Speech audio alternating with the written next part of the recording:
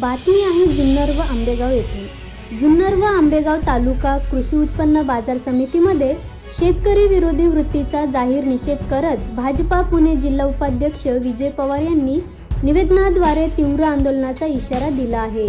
या बातमीचा आढावा घेतलाय आमचे आंबेगाव ब्युरो चीफ मोहसिन काठेवाडी यांनी। पाहूया। भारतीय जनता पार्टी पुणे जिल्हा उपाध्यक्ष या निवेदनाद्वारे मी एक शेतकरी म्हणून आपल्या पुढे काही निवेदन सादर करत आहे।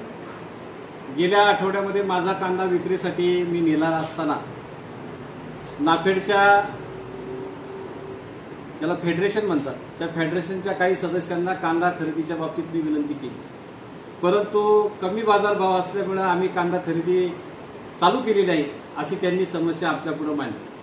त्यानंतर मी नाफेडचे सन्माननीय शैलेंद्र सिंग जे नाशिक ब्रँचचे ब्रँच मॅनेजर आहेत त्यांच्याशी संपर्क साधला असता त्यांनी मला काही नाजूक गोष्टी या ठिकाणी सांगितल्या, त्या मी आपल्या माध्यमातून जनतेपुढे मांडत आहे की नाफेडच्या नियमावलीनुसार स्थानिक बाजारपेठेंचा कमाल आणि किमान बाजाराची नोंद त्यांच्या वेबसाईटवरती असते आणि नाफेडला शेतीमाल खरेदीसाठी या कमाल आणि किमान बाजारभावाची नोंद असलेल्या सरासरी काढून नाफेड त्याचा बाजारभाव ठरवत असते। त्यानुसार मंचर आंबेगाव कृषी उत्पन्न बाजार समिती, जुन्नर कृषी उत्पन्न बाजार समिती, खेड कृषी उत्पन्न बाजार समिती आणि शिरूर बाजार कृषी उत्पन्न बाजार समिती या चारही बाजार समित्या ज्या झोनमध्ये येतात त्या बाजार समित्यांची या ठिकाणी कमाल आणि किमान नोंद करत असताना वास्तविक नाफेड फक्त आणि फक्त एक नंबर माल खरेदी करत असतं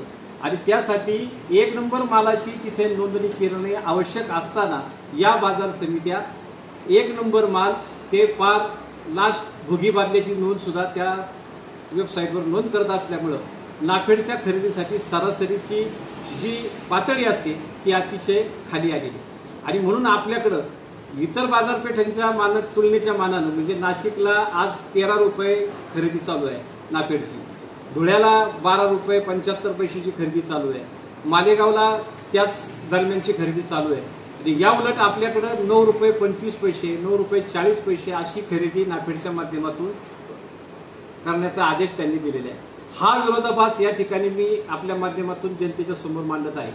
हे असं का? जी बाजार समिती शेतकऱ्यांच्या हितासाठी आहे, शेतकऱ्यांच्या हितासाठी वारंवार नाफेडच्या फेडरेशनच्या सदस्यांनी या बाजार समित्यांना विनंती केली की तुम्ही तुमच्या वेबसाईटवर बाजाराची नोंद करताना किमान बाजारभाव जे मिळालेले आहेत त्याची नोंद करा, जेणेकरून याची सरासरी उच्चांकी होईल आणि इथल्या शेतकऱ्यांना त्याचा बाजारभाव मिळेल।